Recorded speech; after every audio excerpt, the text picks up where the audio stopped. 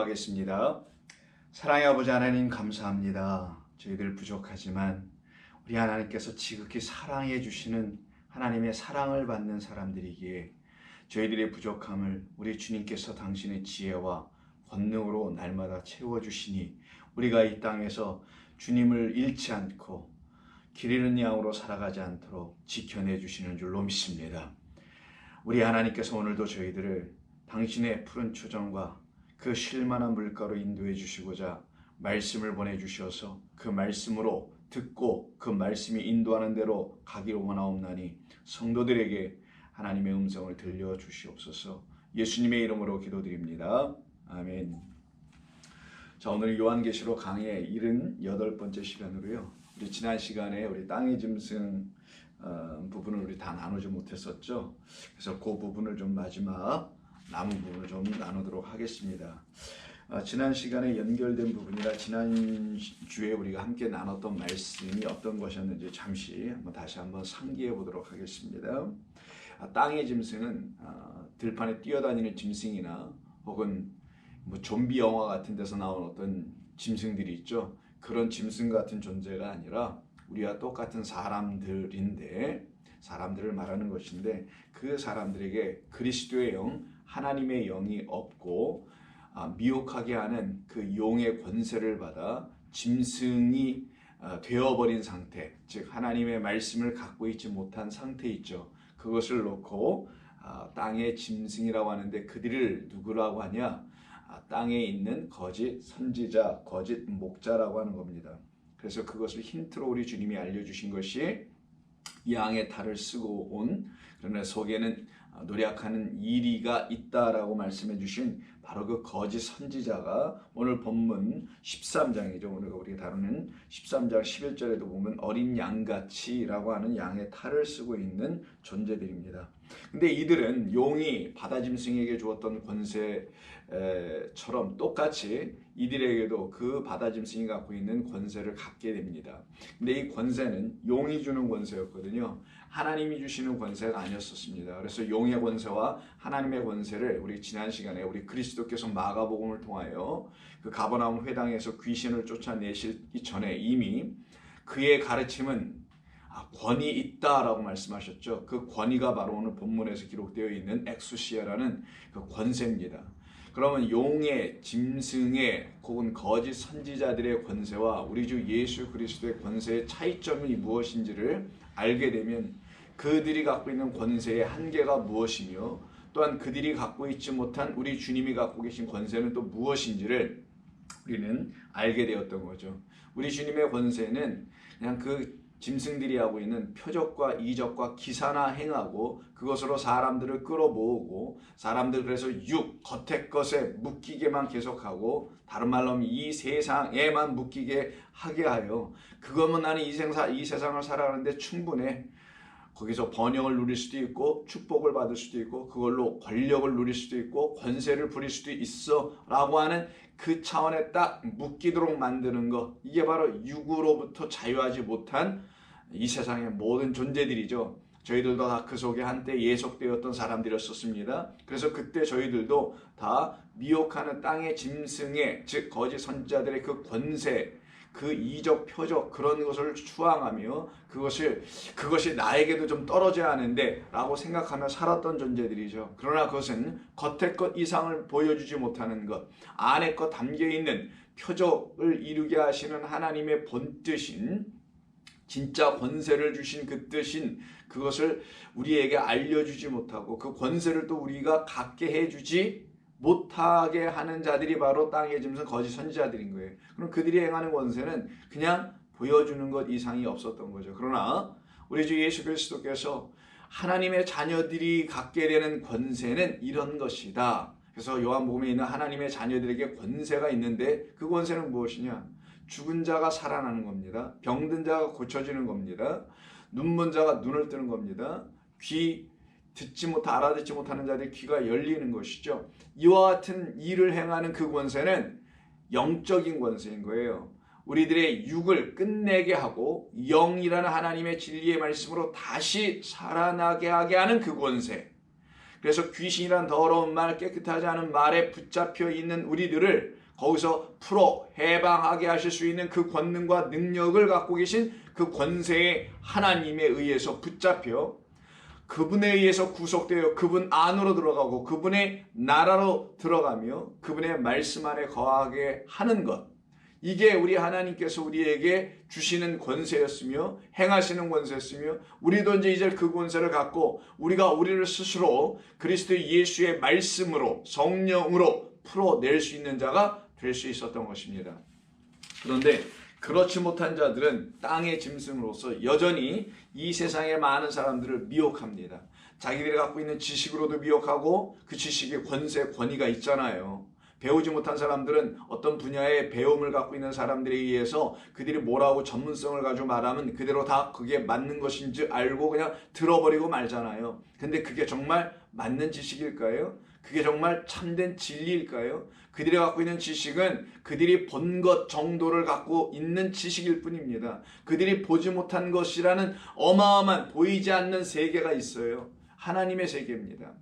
그 하나님을 알지 못하는 상태에서 본 것만 갖고 이야기하는 게 정말 참일까요? 정말 진리가 될까요? 그게 참된 지식이 될까요? 아닙니다. 그거는 또 다른 시각으로 보는 자들에 의해서 날마다 부정당하고 또 도태될 수밖에 없고 뒤로 물러서줄 수밖에 없는 그런 지식들에 불과한 거예요. 그런 것을 참이라고 하며 그것을 갖고 있는 지식, 나는 많이 배웠어라고 하는 그런 지식을 가지고 권세와 권력을 행하는 것, 거기에도 그런 권세가 있다니까요. 이적을 행하는 것만에 있는 것이 아니라는 겁니다. 그러나 저와 여러분에게는 그런 육이 뭐예요? 우리 눈으로 그냥 보고 생각하고 깨달았다고 하는 것, 그게 바로 이 세상을 자기의 눈으로, 지성으로, 이성으로, 브레인으로 보고 이게 그런 건가 보다 저런 건가 보다라고 함부로 말하여 그 선에서 여전히 머물러 있는 것, 이게 세상 사람들에게만 일어나고 있을까? 이런 일들이 아닙니다. 제가 볼 때는 이 교회 안에서 교회 지도자들이라는 목사들이라는 그런 존재들 안에서 여전히 일어나고 있고 그 목사들을 양성해내고 있는 신학교의 신학자들도 여전히 그와 같은 모습을 행하고 있지는 않을까요? 여러분들이 귀가 있다면 잘 한번 생각하고 들어보시면 좋겠습니다.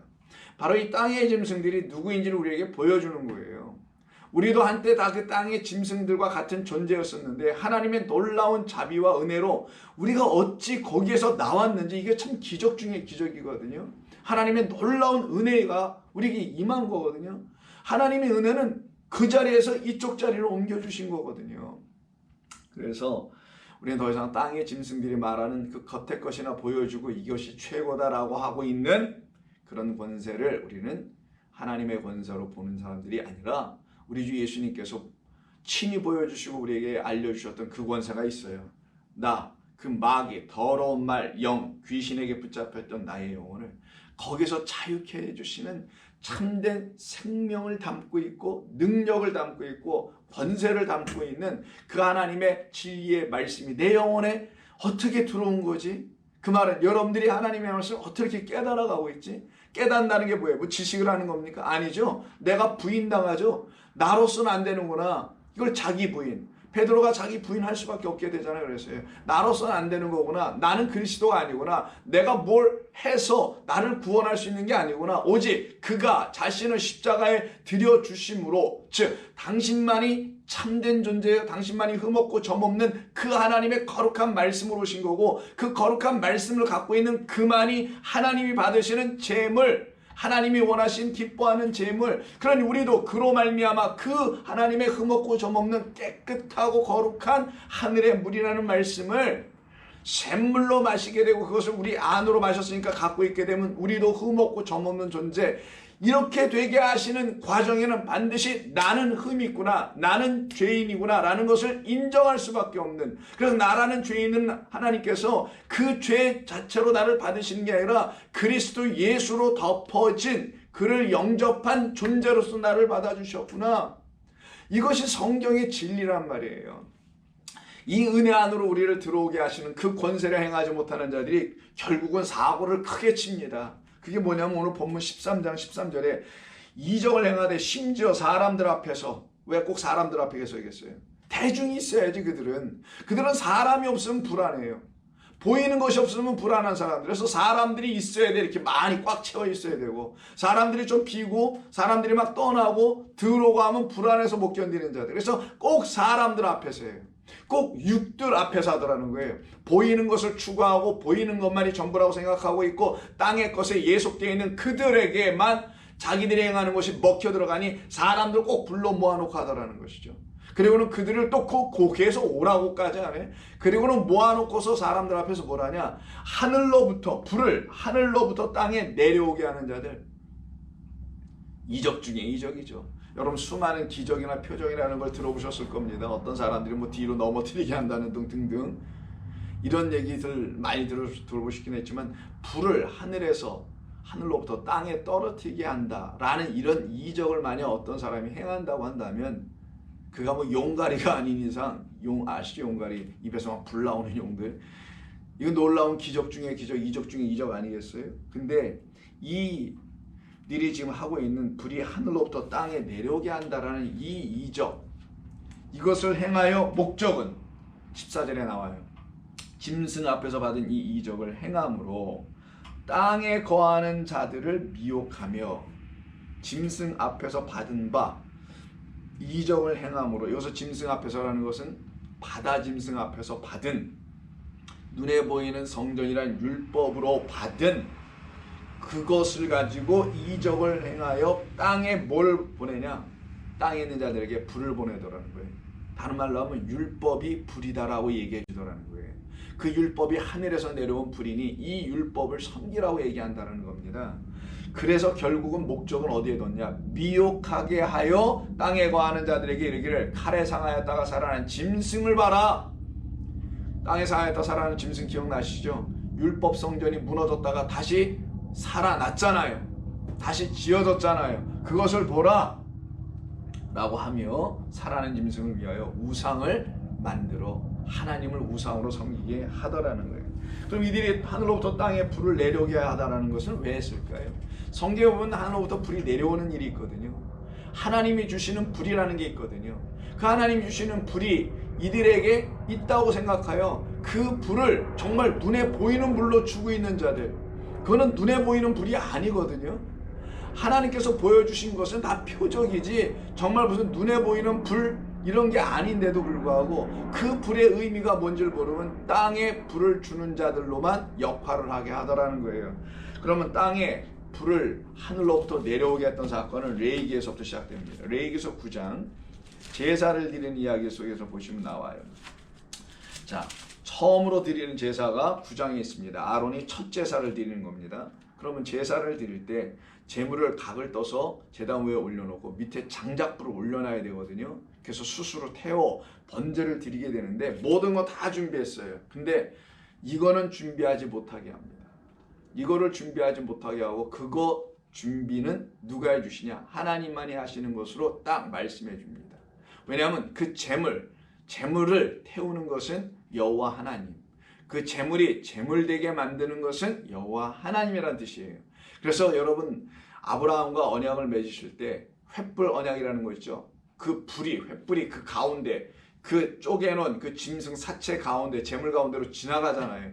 그와 같이 불은 여호와 하나님을 항상 상징하는 겁니다. 즉 당신이 불이라는 거예요. 하나님께서 왜 불로 설명하시냐, 불기둥 구름기둥이기 때문에 말씀이라는 걸 알려주려고. 근데 이 말씀이 떨어져야 된다는 거예요. 어디에? 우리 죽은 자들 위에. 우리가 어떤 자들로 드려질 때 완전히 죽은 그 하나님이 원하시는 자기가 부인된 그 제물로 하나님께 완전히 드려진 그 위에 여호와의 불, 당신이 임하여 떨어질 거라는 거예요. 그걸 하나님이 임재하심이라고 하죠. 근데 어떻게 임재하시냐?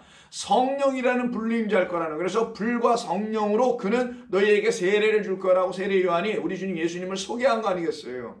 그러니 그 불은 여호와의 불이요, 여호와 하나님은 불로 상징됐으며 그 불은 하나님의 말씀인 거예요. 그 말씀으로 오실 분은 그리스도 예수. 그래서 그로 인하여 율법이라는 하나님의 첫 번째 말씀이 그 예수님, 불과 성령이라는 그 성령이라는 진리의 불로 그 율법이 온전하게 될 것이다라는 걸 말씀해 주는 거거든요.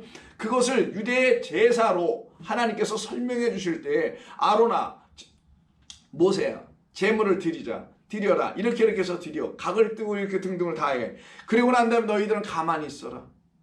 그리고 나머지는 누가 하시냐? 하나님이 하십니다. 이게 9장 23절. 모세와 아론이 회막에 들어갔다가 나와서 백성에게 축복하여 여호와의 영광이 온 백성에게 나타나며 불이 여호와의 영광을 불로 좀 설명하는 거예요.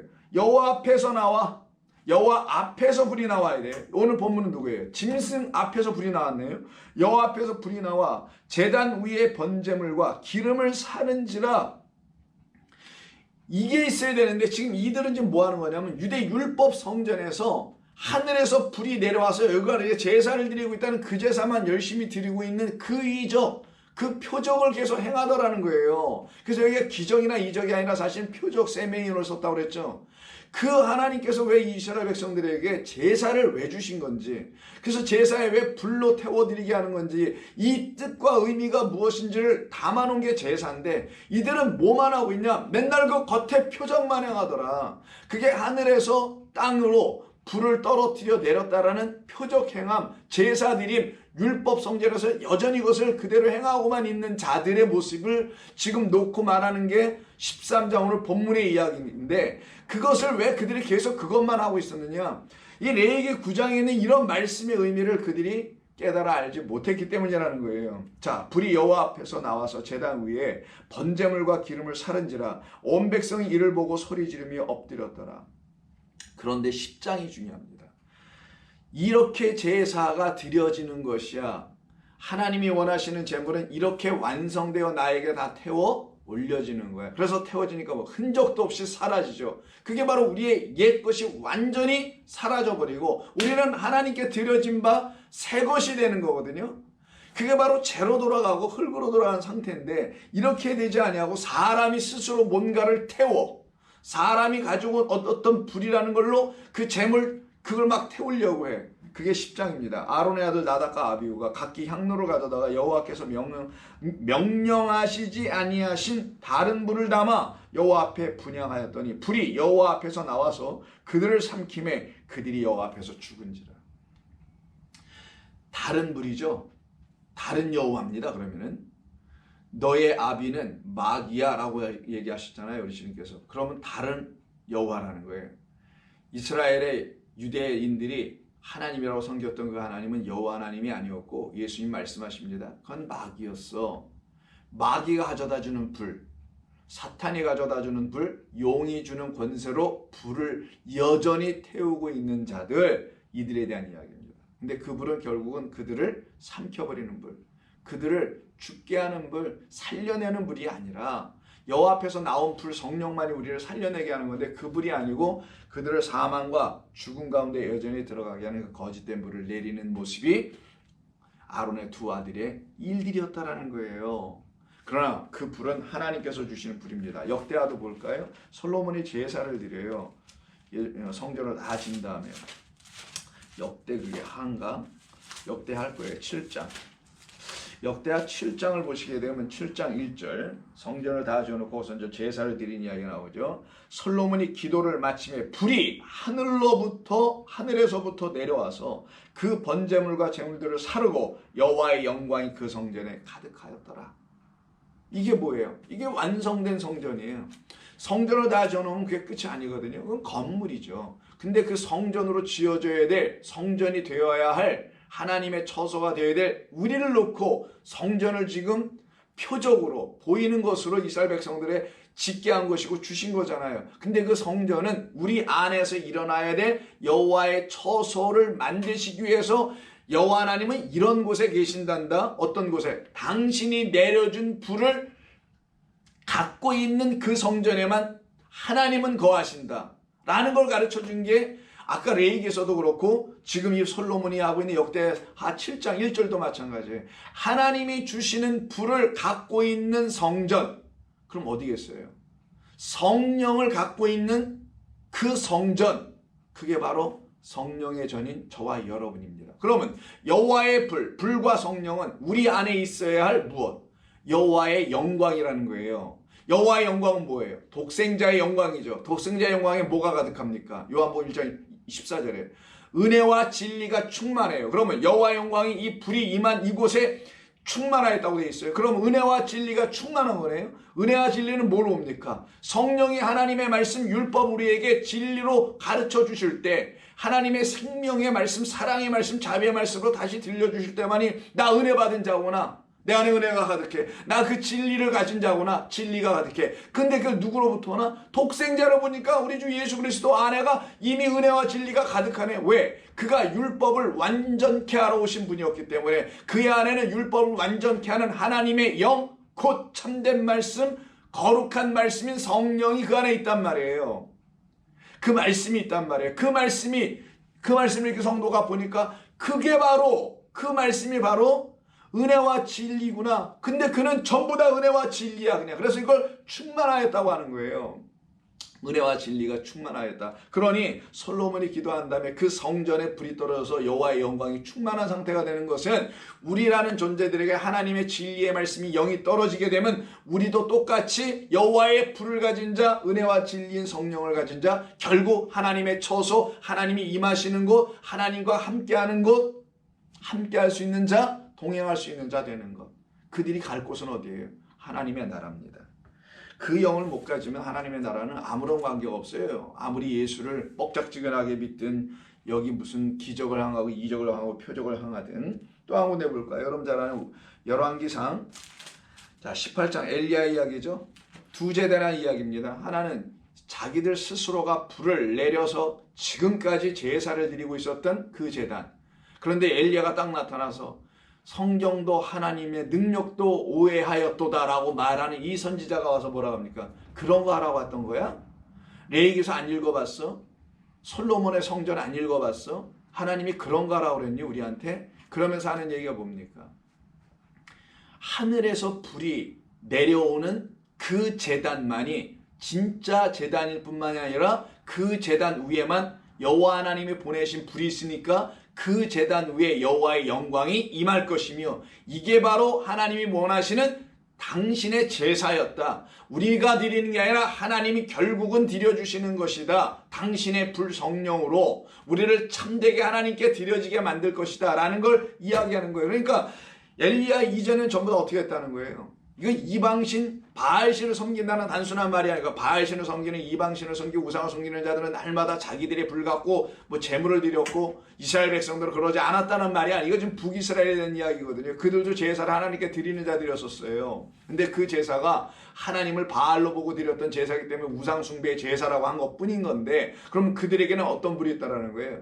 아론의 두 아들 그 나답과 아비누처럼 그런 제물을 자기들이 그 향로를 그 불을 가져와서 인간이 드리는 불 자기들의 불로 드렸다는 거 아닙니까? 그거 끝내고 제사의 본래 의미인 여호와의 불이 우리 가운데 임하는 완전한 죽음, 완전히 태워버려짐. 그래서 육이라는 우리의 생각의 끝이 나게 하게 하시는 그 능력과 권세를 행하시는 여호와의 불이 여기에 임해야 한다는 사건을 보여주는 게 여러분 갈멜산에서 엘리야의 불이 내려오는 거예요. 뭐 엘리야 불은 아니지만 하나님의 불이 내려오는 겁니다. 그때 기도하죠. 여호와여 내게 응답하소서.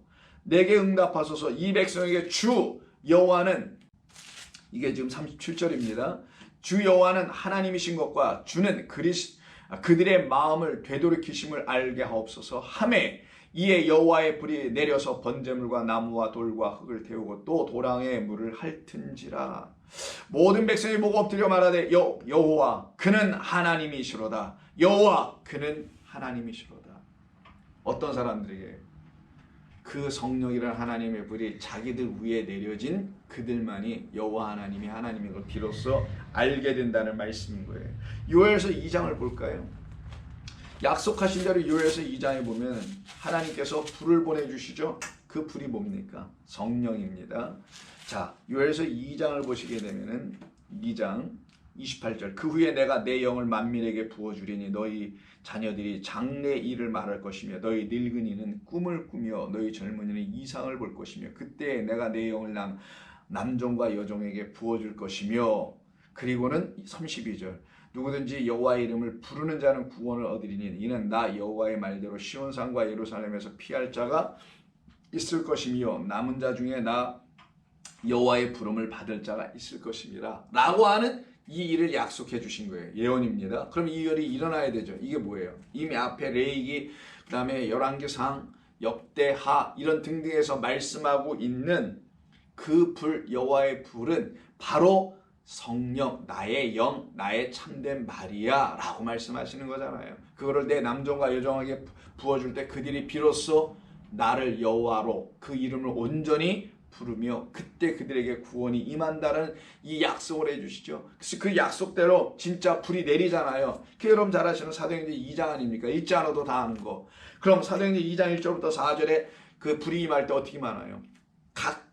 각각 위에, 머리들 위에 각각 위에 그 갈라진 혀 같은, 그 불의 혀 같은 것이 그들 위에 임하게 되는 것을 성령의 충만함을 받았더라 라고 말하잖아요.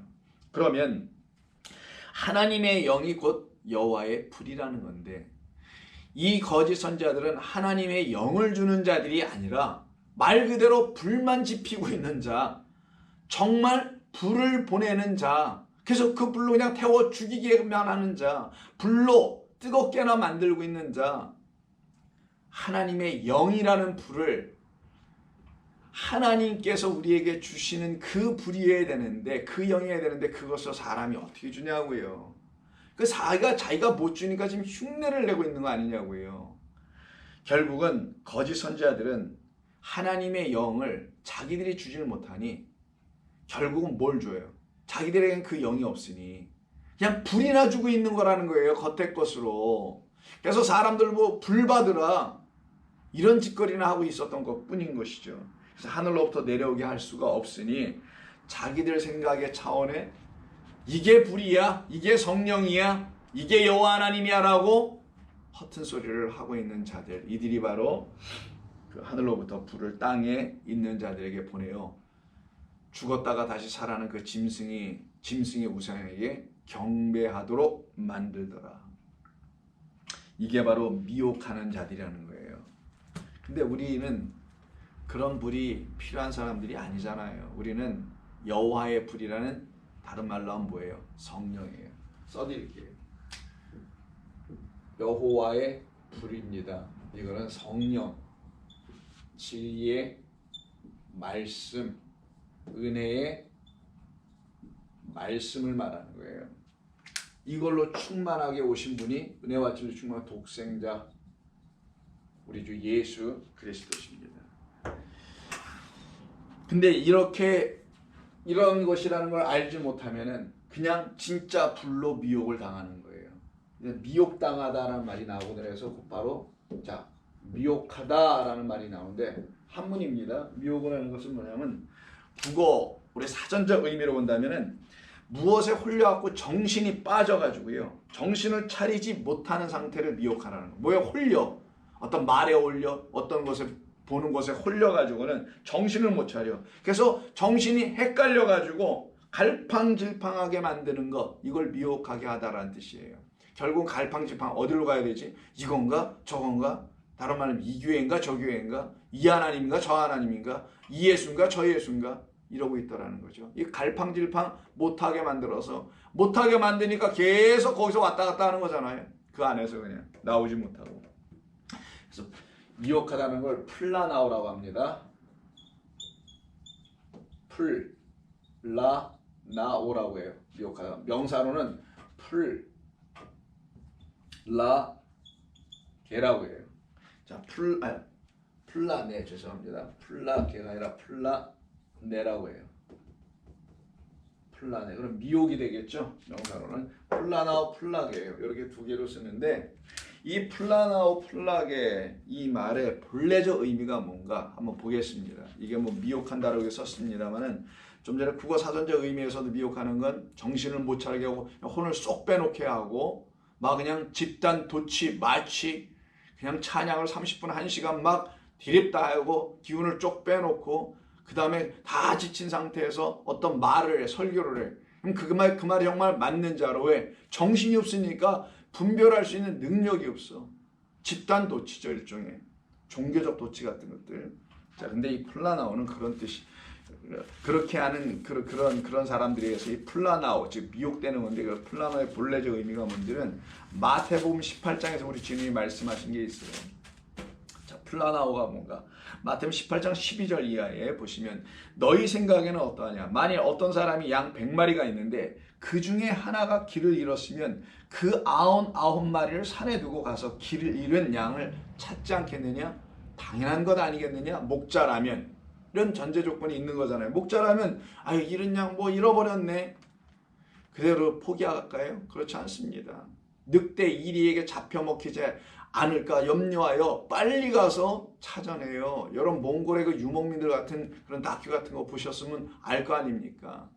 찾으러 간단 말이에요. 그 눈밭을 설산을 헤매면서라도 초원을 헤매면서라도 샅샅이 뒤져내려고 하죠. 그래서 결국 만약에 이리한테 잡혀먹고 늑대한테 잡혀먹었으면 그 사체라도 확인해야만이 그때 끝이 나는 거예요. 살려서 데리고 오든지 죽은 사체를 보고 잡혀먹었구나 라고 생각하고 거기서 마음을 끝내든지 해야지, 이게 길을 잃었는데 지금 살아 돌아오지도 않았는데 아니면 죽은지 생사 여부가 확인되지도 않았는데 그냥 가만히 있을 목자가 있어야 되냐고요. 그러니까 길을 잃었다면 그 한 마리를 다니지 아니하겠느냐. 진실로 너희에게 이르노니 만일 찾으면 길을 잃지 아니한 99마리보다 이것을 더 기뻐하리라. 그러면 99마리보다 더 기뻐함을 받는 건 길을 잃어버린 그 양이 발견되는 거잖아요. 그거를 누가복음 15장에서는 회개라고 하죠. 이걸 돌이켜 회개라고. 그러면 길을 잃은 양이 스스로 발견하여 그 주인을 찾아온 게 아니고 그 주인이 가서 찾은 거를 뭐라고 한다? 그걸 회개라고 하는 거예요. 근데 지금의 기독교는 회개는 자기가 하나님을 찾는 거죠. 그래서 잘못된 거예요. 우리 주님이 찾아오셔서 나를 발견해 주는 거예요. 다른 말로 하면 그때 양은 그 주인을 어떻게 해요? 발견하게 되죠. 양이 스스로 주인을 못 발견하니까 그 주인 목자가 양을 발견해 주는 그 순간, 그 만날 그 순간에 양도 어떻게 돼요? 자기 주인 목자를 발견하고 음메하고 좋아할 거 아니겠어요. 바로 그것을 놓고 뭐라 하냐면 그리스도 하나님을 내가 이제 발견했다고 하는 거예요. 그런 걸 뭐라고 한다? 그거를 회개라고 한다라는 거예요. 그럼 회개는 누구에게서 이루어진 거예요? 우리가 무슨 가슴을 치고 내 탓이요 내 잘못이요 쓸데없이도 그렇게 가르쳐놔가지고도 전부 다 눈만 감으면 그냥 교회 예배당만 오면 머리 숙이고 회개나 하고, 그게 바로 종교인들입니다. 종교적 광신주의자가 내가 만들어 놓는 거죠. 그게 아니고 정말 하나님이 기뻐하시는 그 회개가 된 자들은 어떤 자들이냐? 발견되는 자들이에요. 누구에 의해서? 하나님이 보내신 그리스도라는 그 진리의 말씀에 의해서. 무엇이 발견돼? 성경, 이 하나님의 말씀이 은혜와 진리로 발견되어야 되는 거예요. 다시 하나님이 보내신 그 말씀, 은혜와 진리로 있다고 하신 그리스도 예수께서 우리를 발견해 주셔서, 순서가 우리를 먼저 발견해 주셨기에 그 분으로 말미암아 하나님의 영, 여호와의 영, 다른 말로 하면 여호와의 불, 여호와의 영광이에요. 그 영광이 우리 가운데 발견되는 거예요. 이것이 우리 가운데 이루어지게 하겠다라는 사건을 보여주는 이야기가 비유로 지금 길 잃은 양 한 마리인데, 이때 길을 잃다가 플라나오예요. 그러면 플라나오라고 썼던 이 미혹하다는 길을 잃다라는 뜻이에요. 방황하다. 들판에서 자기 주인, 그 무리에서 이탈해서 떨어져 나와가지고 무리들은 그냥 계속 그 목자를 따라가고 있었는데, 아니 자기가 생각하니 거기가 너무 풀이 많아서 여기서 시커멓고 하다 보니까 놓쳤어. 그 무리에서 이탈했어. 그러면 자연세계에서는 늑대의 밥이 됩니다. 왜? 늑대들은요 이탈된, 그 무리에서 이탈된 그 양을 공격하지 무리에 모여있는 양은 공격을 하지 않아요. 왜? 수적으로도 안 되니까. 그러니까 길을 잃은 그 이탈된 양은 항상 누구의 노략질을 당해요? 겉으로는 양의 탈을 썼으나 누구? 속에는 이리, 노략질하는 이리들에서 붙잡히는 거예요. 그래서 이 공동체라는 하나님의 말씀이 있는 그 공동체에서 이탈하면 끝장나는 겁니다. 나도 이렇게 좀 겁 좀 줘야 되겠어. 성도 여러분, 길을 잃다가 플라나오, 미혹하다는 뜻이에요. 누구에 의해서? 미혹하는 자는 마귀, 사탄. 그러나 우리 주님은 그런 미혹하는 자 마귀 사탄에서 붙잡힌 우리에게 찾아오셔서 그 목자처럼 잃은 양 하나를 우리에게서 우리 잃은 양이 우리를 발견해 내시죠. 그럼 잃은 양은 결국 누구를 찾게 돼요? 그 목자를 찾죠. 자, 잃은 양 생각해 보세요. 잃은 양, 길 잃은 양이에요. 길 잃은 양 우리죠. 우리들이 길 잃은 양인데 결국 목자를 발견하게 되네. 목자를 발견해. 근데 이 목자가 누구예요? 예수 그리스도죠. 그럼 예수 그리스도는 또 누구라고 불러요? 어린 양이라고 하죠. 그러면 우리에게서 발견된 게 누굽니까? 길 잃은 양이 이제 발견한 게 누구예요? 어린 양을 발견한 거예요. 그럼 이 길 잃은 우리 안에 누가 있어요? 우리 안에 어린 양이 있네. 그래서 이를 같다, 하나다. 그래서 우리와 어린 양은 이제는 분리가 아니라 하나가 되는 거예요. 언제? 우리 주님이 우리를 이렇게 은혜와 진리의 말씀으로 찾아와 주셔서 우리를 율법에서 건져내요. 율법 99 상태. 하나가 없어. 어떤 하나? 이 플러스 1이 있어야 되는데 뭐가 돼? 그럼 100이 되는데 이 하나가 없어. 누구? 하나. 완전한 하나? 독생자. 이 독생자 하나니까. 모노게네스니까. 바로 말 그대로 모노게네스니까 이 하나로 오신 우리 주님 이 한 분이 없어. 그래서 잃은 양 한 마리는 사실은 우리는 전부 다 잃어버린 상태의 99마리인데 사실 이런 의미가 더 있는 거예요. 우리 이 상태 99만 갖고 있는 그런 모든 그런 존재들인데 누가 없어서 그 하나 그리스도 예수 잃은 양 우리 안에서 지금 발견되지 않아. 그래서 길 잃어버리고 있는 우리. 근데 그가 우리에게 딱 들어오면 우리는 길을 알았으니까 더 이상 길을 잃어버리지 않아. 왜? 그는 길을 알고 있는 목자니까. 그래서 그가 우리 안에서 발견되니 길도 발견되네. 그럼 우리 안에 뭐가 있어요? 진짜 플러스 원 요 어린 양 독생자가 들어온단 말이에요. 이것을 지금 우리에게 알려주시는 이야기입니다. 그래서 아버지께서 기뻐하신다는 거예요. 이와 같이 14절 이 작은 자 중 하나라도 잃은 것은 하늘에 계신 너희 아버지의 뜻이 아니니라. 22장도 보겠습니다. 마태복음 간 김에 22장 29절 한번 보세요. 22장 29절 보시면은 이런 말도 하죠. 이거 좀 부활 논쟁에서 말씀하고 있는 건데 이거 좀 새벽기도 때 한번 한 것 같은데 부활 논쟁 때 29절 예수께서 대답하여 이르시되 너희가 성경도 하나님의 능력도 알지 못하는 거로 오해하였도다 할 때 오해하다 있죠. 오해하다라고 번역한 거 이게 플라나오예요. 그 오해했다는 게 뭐겠어요? 여기를 미혹하다는 것과 한번 연결해서 생각해 보면 오해하다는 뭡니까? 오해는 이 세상에서 아유 그가 이렇게 말했는데 나는 저렇게 들었어. 이게 오해죠. 자 그게 오해예요. 그러면 자 그 말을 그대로 갖다 써보자고 우리 말로 번역한 걸. 오해는 뭡니까? 하나님은 이렇게 말씀하신 건데 우리는 저렇게 들어버렸다는 거예요. 하나님이 이렇게 말씀하시면 우리도 이렇게 들어야 되는 게 맞는 거거든요. 근데 우리가 저렇게 들었다. 누구로? 마귀로 들었다. 마귀는 그 뭐예요? 알고 보니까 나야. 내가 바로 미혹하는 영을 갖고 있는 자였거든요.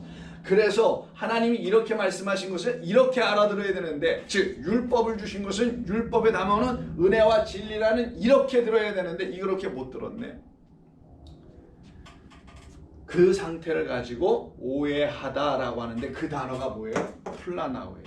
그럼 어떻게 된다? 너희는 이렇게 듣지 못하면 길 잃어버려. 방황하게 돼 라는 뜻입니다. 다른 말로 하면 속이다라는 뜻도 있어요. 이 안에는. 그러니 오해한다는 말 자체는 하나님의 말씀 그 본래 뜻대로 듣지 못하였다라는 거죠. 그래서 여기 지금 부활의 문제가 일어난 거잖아요. 너희는 너희들 수준과 생각에서 부활을 말하거나 또 너희들 생각에 부활은 있을 수가 없어. 그것은 가능한 일이겠어? 라고 생각한다는데 너희는 그런 육체적 부활을 자꾸만 생각하니까 너희는 자꾸만 거기에 얽매여 있게 되는 거야. 너희에게 내가 말하려고 하는 그 부활은 새 생명을 갖게 하는 것, 너희를 거듭나 다시 살아나게 하는 것, 현재적 동시에 그러므로 영원한 부활은 내가 너희 안에서 죽은 자 너희 안에서 내가 살아나는 게 부활이야. 그래서 죽은 자들로부터 그 무덤에서 살아났다고 하신 거예요. 우리 주님을 나 죽은 자 내 안에서 그리스도 예수께서 하나님의 불 여호와의 영으로 살아나시는 거예요. 이게 부활이에요. 성도에게 부활은 그냥 죽었던 목숨이 뻘떡 일어나는 무덤 깨고 나오는 이런 얘기가 아니라 자, 그러니 하나님의 능력을 오해하였다. 이 능력의 엑수시아. 그리고 또 하나는 하나님의 말씀인 성경을 잘못 알아들었다. 이런 말씀을 하실 때 여기서 이 플라나오가 나옵니다. 마태복음 24장 4절 5절 보죠. 성전 무너지는 이야기. 예수께서 대답하여 이르시되 너희가 사람의 미혹을 받지 않도록 주의하라. 딱 정답을 내리셨죠. 오늘 본문은 땅의 짐승이에요. 땅의 짐승들이 미혹하잖아요. 지금요. 표적 하늘에서 막 불 떨어뜨리는 뭐 등등 이상한 짓을 하면서 미혹하잖아요. 근데 이 땅의 짐승을 마태복음 24장 4절에서 누구라고요? 사람의 미혹이에요. 그럼 땅의 짐승이 누군지 알잖아. 이제는 무슨 짐승 뿔 달리고 이런 게 아니고요. 사람입니다. 사람의 미혹이에 사람의 미혹. 다시 보세요. 너희가 사람의 미혹을 받지 않도록 주의하라. 주의하라. 사람들이 너희를 미혹할 것이다. 주의하라 라고 말씀하신 4절과 5절. 많은 사람이 내 이름으로 와서 이르되 나는 그리스도라 하여 많은 사람을 미혹할 것이다. 11절. 거짓 선지자가 많이 일어나 많은 사람을 미혹할 것이다. 그래서 이 사람은 어떤 종류의 사람이냐? 거짓 선지자들이라는 그런 사람들이다. 그래서 이들이 누구냐? 땅의 짐승들이다. 이렇게 되는 거예요. 이들은 어디에서 일한다? 성전에서 일한다. 요즘 말로 하면 교회에서 일한다. 성당에서 일한다. 이런 얘기를 하는 겁니다. 자, 야고보서 5장을 한번 보겠습니다. 야고보서 5장을 보시게 되면 거기에서도 우리 주님께서 우리에게 알려주시는 말씀이 있어요. 야고보서 5장 19절 끝에예요. 19절 20절 마지막 두 절. 내 형제들아 너희 중에 미혹되어 이렇게 미혹돼. 사람에 의해서 미혹돼. 거짓 선지자들에서 미혹되는 거예요. 그래서 어떻게 돼요? 길로 오신 예수 그리스도를 못 갖게 해. 그래서 여전히 길을 잃어. 온전하게 하나님의 말씀을 그 뜻대로 알지 못한 자들에 의해서 그렇게 알려주지 않으니 다른 말을 계속 들어서 여전히 방황하고 있어요. 그 상태에 있는 걸 미혹이라는 거예요. 그럼 이들이 뭘 못 들었기 때문에 방황할까요? 은혜와 진리, 진리와 은혜를 못 들었어요. 그리스도 예수로 말미암는 하나님의 말씀을 못 들었어요. 그러니 성경은 그리스도 예수로 응하여지는 말씀으로 설명해 줘야 되는데 그렇게 하지 않아. 그냥 쉽게 그냥 그리스도 예수 이런 얘기는 해. 그게 그리스도 예수로 응한다는 말이겠어요? 자, 5장 19절. 내 형제들아 너희 중에 미혹이 돼요. 어디에서 떠날까요? 미혹이 되면은 여기서 떠나죠. 진리를 떠난 자를 이렇게 돼 있어요. 미혹받으면 즉 속임을 받게 되면 길을 잃게 되면 오해하는 정도를 넘어서 진리를 떠나죠. 진리가 없으니까. 그래서 진리를 떠난 자들을 누가 돌아서게 하면 회개하여 돌아오게 하는 거죠. 진리를 다시 알려주는 거죠. 너희가 알 것은 죄인을 미혹된 길에서 돌아서게 하는 자가 그의 영혼을 사망에서 구원할 것이다. 허다한 죄를 덮어줄 것이다. 이게 정말 교회와 성도가 해야 할 일이에요. 거짓 목자들이 이런 짓 안 한다니까요. 이런 거룩한 일을 안 한다니까요. 그들은 그냥 맨날 이적 표적 눈에 보이는 거 빵빵한 거 확실한 거 따끈따끈한 거 귀에 잘 익게 하는 거 이런 것만 하죠. 그래서 너희가 알 것은 죄인을 미혹된 길에서 돌아서게 하는 자가 뭘로? 하나님의 영으로 그 영혼을 사망에서 구원할 것이다. 얼마나 감사해요. 우리가 다 그렇잖아요. 우리의 영혼을 사망에서 구원하신 우리 주 예수 그리스도의 말씀이 우리에게 있기 때문에 있었기 때문에 지금도 있기 때문에 우리가 돌아서 온 거 아닙니까? 이 상태가 되지 못하도록 만드는 자들. 디모데전서를 봅니다. 디모데전서 4장 1절 보면 그러나 성령이 밝히 말씀하시기를 후일에 어떤 사람들이 믿음에서 떠나 미혹하는 영과라고 되어 있어요. 미혹하는 영.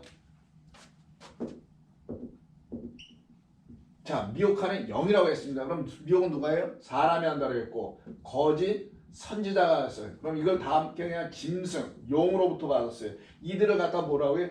용의 입, 짐승의 입. 또 하나 있죠. 거짓 선지자의 입. 요게 뭐예요? 개구리, 새, 영이다. 똑같은 말이에요. 입에서 나오는 거짓된 말들이 있죠. 그래서 영은 뭐라고 해요? 항상 말이다, 말씀이다. 하나님의 참된 말을 해야 되는데 미혹하게 하는 사람의 말을 가지고 뭘 하냐? 미혹하는 영과 귀신의 가르침 다 나오네 이제는. 귀신의 가르침 이걸 갖다 뭐라 해서 권세 있는 거라고 생각했죠 그들은. 근데 예수님이 가버나움 회당 가서 뭐래요? 그 귀신 내쫓아버리면 모두 나가요. 그들에게 있는 권세도 떠나죠. 미혹하게 하는 그 거짓 선지자, 그 율법 성전에 있는 그 권위 있는 자리에 다 백성들에게서 떠나가게 하는 것. 즉 백성들은 그들에게서부터 나오는 거. 더 아주 실질적으로 표현한다면 유대 율법 성전에서 나오는 거. 이 세상 교회 진리를 가르치지 못하는 교회에서 나오는 거. 뭐가 두려워? 거기서 이렇게 나오는 게. 왜 이렇게 나오지도 못하는 거야 도대체? 이유는 딱 하나. 못 들어봤기 때문에. 주님 아직 못 만났기 때문에 그러는 거예요. 만나보세요. 다 나오게 돼 있습니다. 주님이 누군지 알아보세요. 다 나오게 돼 있어요. 나오신 성도 여러분, 좀 나오라 그러세요. 그들한테. 거기 있으면 그 영혼이 미혹하는 영으로 말미암아 진리에서 떠나 사망 가운데 들어가게 한다는 야고보서 5장 맨 끝에 2절 그것 좀 읽어주면서 그게 영혼들을 사랑하는 우리의 책무 아닐까요? 자, 그러니 4장 고린도전서 4장 1절에서 그러나 성령이 밝히 말씀하시기를 성령이 우리에게 말씀을 온전하게 들려주시면은 뭘 알게 되냐? 나를 지금까지 미혹한 게 무엇인지 알게 된다라는 거예요. 그래서 미리 앞에 성령을 쓰는 거예요. 바울이. 성령은 거룩한 영, 하나님의 진리의 말씀이라는 그 영 말씀이 우리에게 알려지게 되면은 후일에 어떤 사람들이 믿음에서 떠나 미혹하는 영과 귀신의 가르침을 따르리라 하셨으니 자기 양심이 화연을 맞아서 외식함으로 거짓말하는 자들이다. 그래서 너희 아비는 거짓말쟁이여 처음부터 살인한 자라고 하잖아요. 그 상태에 있는 우리였던 거예요. 데살로니가 후서 2장을 보겠습니다. 그 앞으로 다시 하시면 데살로니가 후서가 나와요. 바로 앞에가 데살로니가 후서 2장 9절 이하를 좀 보면은요 이렇게 돼 있어요. 2장 전체가 적그리스도에 대한 이야기를 하는 거거든요. 미혹하는 영에 대한 이야기 쭉 나와요. 근데 다 읽긴 좀 그러니까 9절부터 좀 볼게요. 악한 자에 나타난 불법을 행하는 자예요. 미혹하는 적그리스도입니다. 자, 악한 자에 나타나면 사탄의 활동을 따라 모든 능력과 표적과 거짓 기적과 이렇게 돼 있어요. 자, 사탄의 활동은 전부 다 이런 거예요. 능력을 행하네요. 표적을 행하네요. 거짓 기적을 행하네요. 불의의 모든 속임을 행하고 속임으로 멸망하는 자들에게 있으리니. 근데 이 속임을 따라가는 자들이 있어요. 그들을 놓고 뭐라고 해요? 그냥 멸망하는 자들이다. 그래서 멸망하는 자들은 뭐밖에 못 봐요? 미혹하는 자들의 그 말과 그들의 행하는 것밖에 안 보여. 그게 맞는 줄 알아. 그래서 멸망하는 자들에게 있으리니 이는 그들이 진리의 사랑을 받지 아니하였기 때문이다. 성경이 이렇게 정확하게 말씀할 줄이야. 진리로 이 땅에 오신 하나님의 사랑이 담겨있는 그리스도의 말씀을 못 알아듣고 있더라는 거예요. 진리에서 떠나 진리의 사랑을 받지 못하는. 그러니까 진리 꼴 뭐라는 거예요? 사랑이다. 그러면 이웃을 사랑하라면 뭘 전하라? 진리로 사랑하라.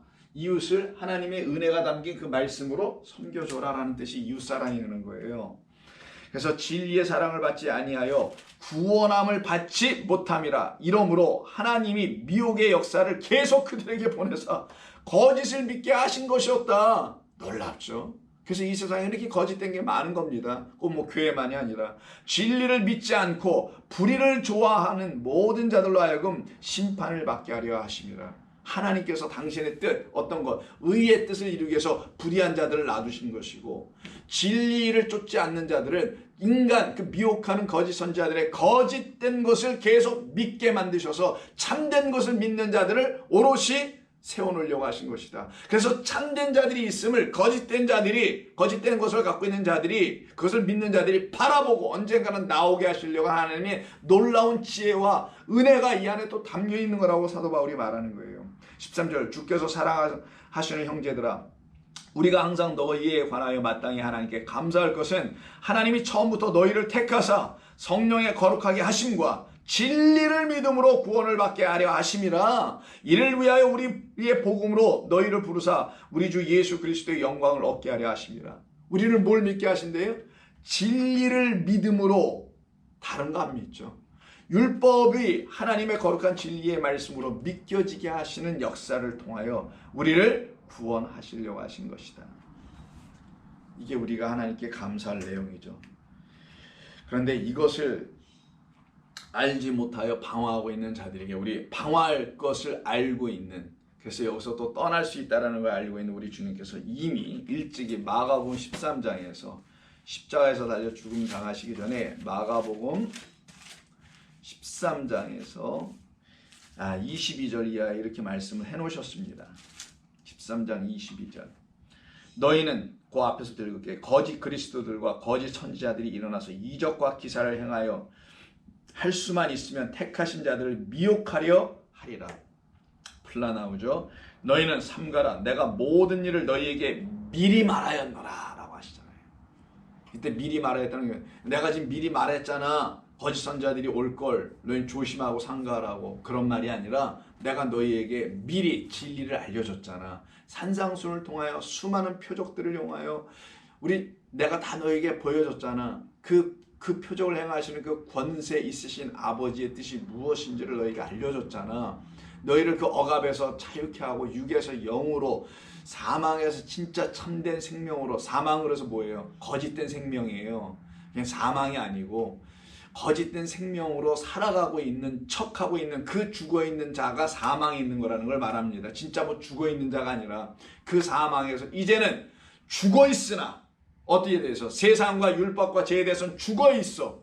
이쪽으로 넘어와가지고는 죽어있으나 진짜 생명을 가짐으로 죽게 됐어. 이거 깨달아라 드시죠. 진짜 생명이란 하나님의 말씀 때문에 죽게 됐으니 나에게 뭐가 있어요? 진짜 생명이네. 이걸 사망에서 생명으로 옮겼느니라 라고 하는 거예요. 이 역사가 일어나게 하는 그 모든 말씀을 내가 너에게 미리 다 말하였다. 그러니 너희는 그 말을 갖고 있으면, 우리 주님이 주신 진리의 말씀 우리가 갖고 있으면 뭐한다? 결단코 거짓 선지자들 그들의 미혹함을 받게 되지 않을 것이다. 적그리스도 따라가지 않게 될 것이다. 성도요, 우리는 안 따라갑니다. 우리는 어린 양을 따라가요. 어린 양을. 그래서 요한계시록 14장 우리 이제 좀 있으면 하게 됩니다만 4절에 14만 4천들 볼까요? 이들은 여자와 더불어 더럽히지 아니하고. 미혹을 받았던 그 여자 있죠? 에덴 동산의 그 여자와 같이 더럽히지 아니하고 순결한 자라. 어린 양이 어디로 인도하든지 따라가며 사람 가운데서 속량을 받아 처음 익은 열매로 하나님과 어린 양에게 속한 자들이며 그들의 입에는 거짓말이 없고 흠이 없는 자들이었더라. 이걸 온전한 사람이라고 하는 거예요, 성경은. 그래서 참된 말씀을 주셔서요, 우리 주님께서 우리에게 참된 말씀을 주셔서 그 말씀으로 악하고 더러운 말, 더러운 영, 그 영들에게서 우리를 건져내시고 그 영들을 우리 안에 있었던 것들이 다 우리 안에서 우리 바깥으로 쫓아내신 것이고요. 그 영들에게 붙잡혀 건강하지 못한 상태로 살아가고 있었던 저와 여러분들을 고쳐내시고, 이게 치유, 이게 진짜 치료, 그리고는 살려내고 자유케 하는 일을 하는 사람들이 바로 주님이 하신 일이었으며, 그 일을 하는 사람들이 참된 제자들이며 사도들이며 선지자들인 거예요. 그러니 누가복음 7장에서 우리 주님이 이렇게 말씀하신 게 맞는 거예요. 누가복음 7장 볼까요? 11절 이하인데 좀 깁니다만은 11절. 자, 11절부터 23절까지 쭉 있는 건데, 자, 일단 보죠. 11절 보면 나인성에 지나가실 때 어떤 아들을 하나만 뒀던 어떤 어머니가 그 아들이 죽었어요. 그래서 불쌍히 여기는 과부를 보시고는 울지 말라 하세요. 남편도 없어. 아들까지 죽었어요. 지금 이 상태입니다. 과부니까 아들 없잖아요, 지금. 근데 과부니까 남편 없잖아요. 근데 아들까지 죽었으니 더 이상 아들을 가질 수가 없는 상태가 되잖아요. 그들에게, 그게 바로 우리예요.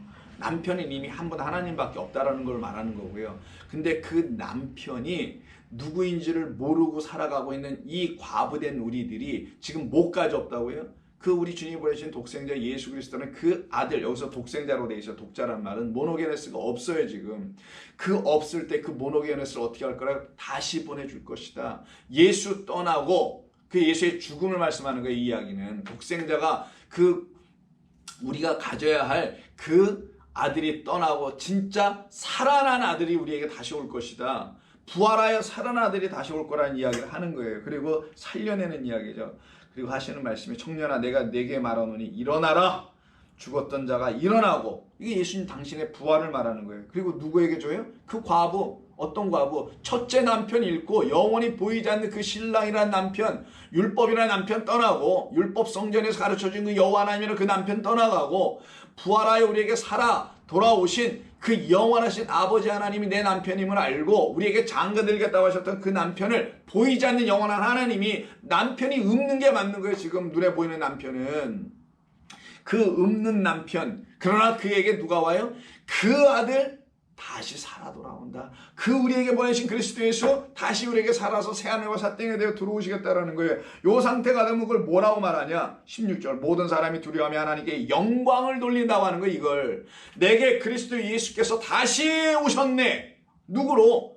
부활하여 내 죽은 자 나의 안에서 다시 생명이 되어 살아나셨네. 그 말은 내가 우리 주님이 하신 모든 말씀과 그의 이적을 나를 살리신 말씀으로, 그분의 행하심으로 깨달아 알아. 이제 내가 그분이 누군지를 알게 되었네. 이게 그분이 내 안에서 살아난 거거든요.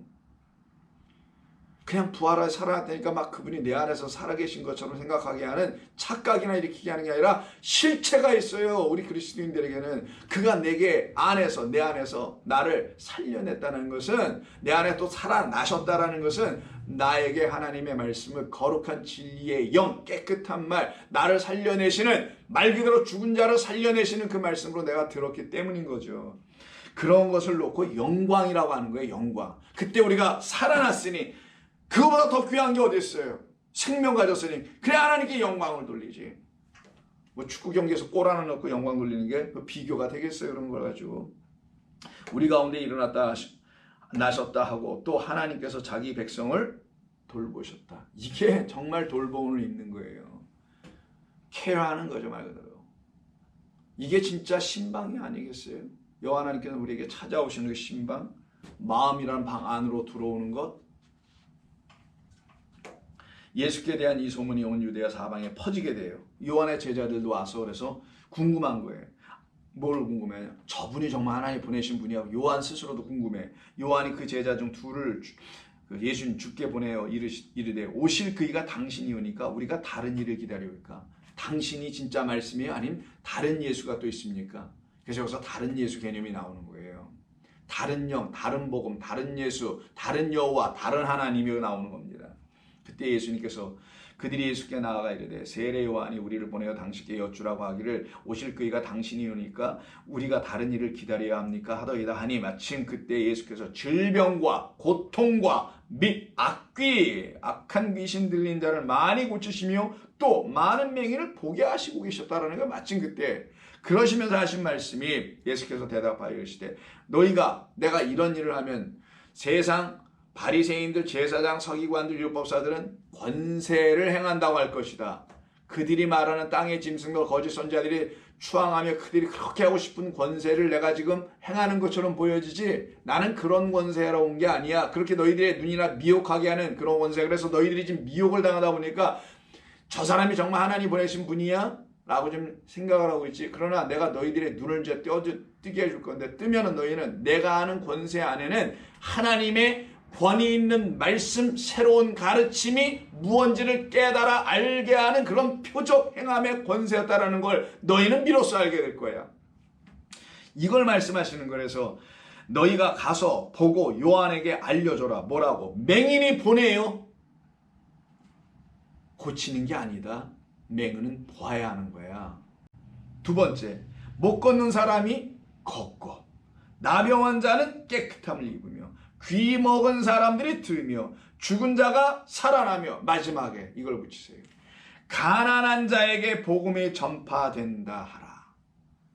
내가 와서 행했던 모든 표적과 이적은, 그 아버지의 권세로 행했던, 아들에게 주신 그 권세로 행했던 모든 것은 땅의 짐승 거짓 선지자들이 행하고 있는 그런 권세가 아니야. 그런 보이는 걸 행하는 게 아니라 보이지 않는 것을 보게 하는, 영원한 것을 알게 하는 그런 일을 하는 거야. 근데 그런 일을 하는 자로 내가 보냄을 받았다라는 사실 너희가 못 보면 너희는 그 겉의 것을 행하고 있는 것처럼 보여지는 나 그 예수로 너희는 반드시 스칸달리조만 실족하게 될 거야. 그래서 누구든지 나로 말미암아 실족하지 아니해야 해. 그 말은 내가 해야 하는 이 일이, 권세 있는 이 일이 무엇인지를 알아야 해. 그걸 모르면 너는 실족해. 그 권세 있는 일 안에 있는 이 모든 표적들의 일, 소경이 눈을 뜨고 보는 일은 너희들의 소경됨을 내가 고쳐 하나님, 그 영원하신 하나님을 보게 하는 그 일을 하게 하는 존재로 내가 보냄을 받았다는 사실을 너희가 알게 되면 실족하지 않게 되니 너희는 보게 될 것이고 보게 되니 복된 자가 되지 라고 말씀하십니다. 그러니 우리 주님께서 이 땅에 오셔서 하시는 일은 뭐냐? 결국은 그 앞에 있는 4장에서 이미 선포하셨던 나사렛 회당인가요? 거기서 말씀하셨던 이사야 말씀을 들고 읽으시는 이야기죠. 내가 온 것은 18절 주의 성령이 내게 임하셨으니 이 가난한 자에게 복음을 전하게 하시려고 내게 기름을 부으사 나를 보내사 포로된 자에게 자유를, 눈먼 자에게 다시 보게 함을 전파하며 눌린 자를 자유롭게 하며 주의 은혜를 전파하게 하려 함이라.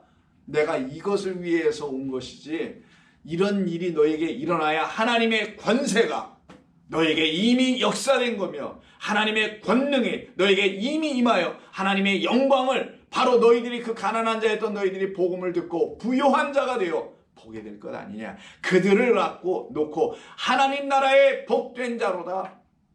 천국이 저희들의 것이요 위로함을 받을 것이요 땅을 기업으로 받을 것이요 수많은 복들이 기뻐할 것이요 임하게 되는 것이죠. 이것을 우리 주님이 우리 모두에게 이루어 내어 주시는 그 권세를 여러분이 지금 받았습니까?